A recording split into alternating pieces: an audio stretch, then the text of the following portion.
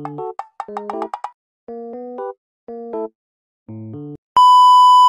morning! We're here in Thailand, Bangkok to be exact. We're here in Nap Hotel, located in Phayatay. Phayatay. This is a good location. We selected this hotel because it will be accessible to the BTS and a lot of malls actually. A lot of malls surrounding the area. So pagpasok namin dito sa room, ito yung una namin nakita. Mag-room tour muna tayo. This is the personal ref. Personal ref or mini fridge. Ayan, may naman na agad na drinks. By the way, guys, we had a flight delay kanina. Instead, parang an hour delay ang nangyari sa amin. More than an hour. Yeah. Time check, it's 4:50 here in Bangkok. Manila is 1 hour ahead of Bangkok. Dito tayo sa kanilang bathroom. The space is quite small, but I could say it's functional and it's clean. Ayan. Nandun yung mga toiletries as usual. Diyan sa may sink and may folded hot shower, which is very important. Ito, cabinets lang. Open ko lang. So, alam nyo na guys, sobrang mainit sa Bangkok. That's why meron silang umbrella na we can always borrow from. Tapos hangers, yung hair dryer, tsaka safe. Nandyan sa cabinet. Okay. Ito cabinet lang din. Tapos nandito yung mirror.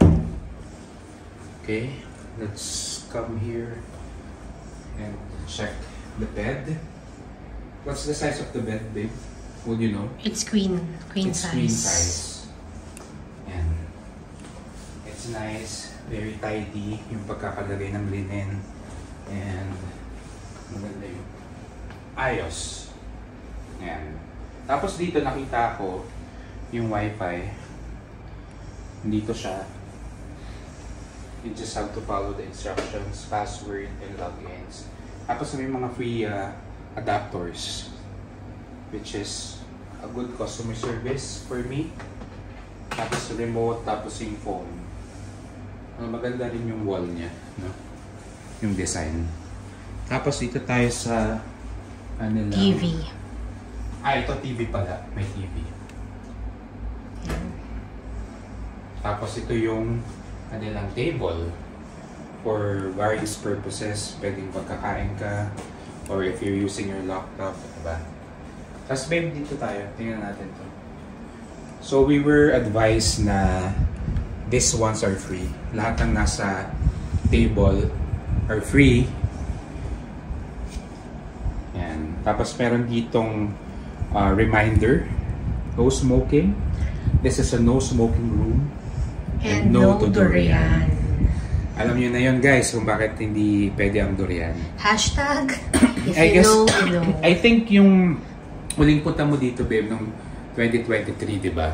Yung hotel din na pinagstayan mo, bawal din yung durian. Bawal. So they're quite particular with durian. Yes, and may fine if ever na magdala kayo ng durian. Tapos ito yung kanilang blinds. Yan. So wala naman masyadong nakikita, kundi window lang.